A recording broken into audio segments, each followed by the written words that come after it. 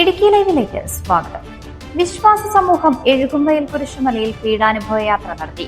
Town കപ്പേളയിൽ നിന്നും രാവിലെ 9:30 പീഡാനുഭവ യാത്ര ആരംഭിച്ചു. വാർത്ത കാണാം.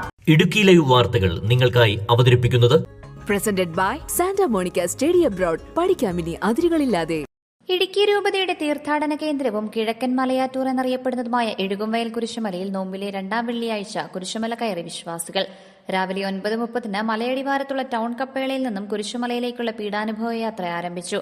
തുടർന്ന് കുരിശിന്റെ വഴിയുടെ 14 സ്ഥലങ്ങളും കടന്ന് മലമുകളിലെത്തിയ വിശ്വാസികൾക്ക് തീർത്ഥാടക ദേവാലയത്തിൽ ദിവ്യബലിയിലും വചനപ്രഘോഷണത്തിലും നേർച്ചക്കഞ്ഞിയിലും പങ്കെടുത്തു.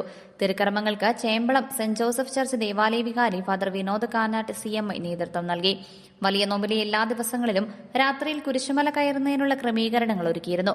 ഞായറാഴ്ച ഒഴികെ വൈകുന്നേരം 7 മണിക്ക് കുരിശുമല ദേവാലയത്തിൽ ദിവ്യബലി ഉണ്ടായിരിക്കുമെന്ന് തീർത്ഥാടക ദേവാലയ ഡയറക്ടർ ഫാദർ ജോസഫ് ചുനയമ്മാക്കൽ, അസിസ്റ്റന്റ് വികാരി നിർമ്മൽ കളത്തിക്കാട്ടിൽ എന്നിവർ അറിയിച്ചു.